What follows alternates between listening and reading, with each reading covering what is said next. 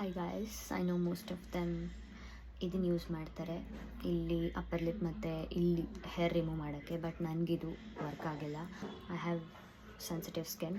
ನನಗಿದ್ರಲ್ಲಿ ಏನಾದರೂ hair remove ಮಾಡಿದ್ರೆ next day pimples, rashes, pus filled pimples ಆಗೋಗ್ಬಿಡುತ್ತೆ.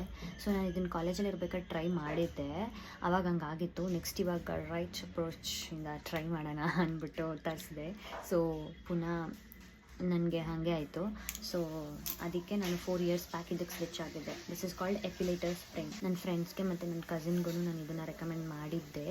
ಸೊ ಅವ್ರು ಕೂಡ ಯೂಸ್ ಮಾಡ್ತಾಯಿದ್ದಾರೆ. If you have sensitive skin and ನಿಮಗೆ ಇದರಿಂದ ರ್ಯಾಷಸ್ ಆಗ್ತಿದೆ ಅಂತ ಹೇಳಿದರೆ, ಅಪ್ಪರ್ ಲಿಪ್ ಹೇರ್ ತಿನ್ನಾಗಿದ್ದರೆ ದಿಸ್ ವರ್ಕ್ಸ್ ಬೆಸ್ಟ್. ನನಗೆ ಗೊತ್ತು ತುಂಬ ಜನಕ್ಕೆ ಇದು ತುಂಬ ಚೆನ್ನಾಗಿ ವರ್ಕ್ ಆಗುತ್ತೆ ಅಂತ.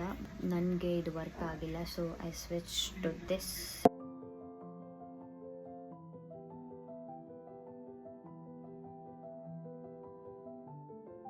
ಸ್ಟಾರ್ಟಿಂಗ್ ಥ್ರೆಡಿಂಗ್ ಮಾಡ್ಬೇಕಾದ್ರೆ ಎಷ್ಟು ಪೇಯ್ನ್ ಆಗುತ್ತೆ ಅಷ್ಟೇ ಪೇಯ್ನ್ ಆಗುತ್ತೆ, ಆಮೇಲೆ ನಿಮಗೆ ಅಭ್ಯಾಸ ಆಗೋಗ್ಬಿಡುತ್ತೆ.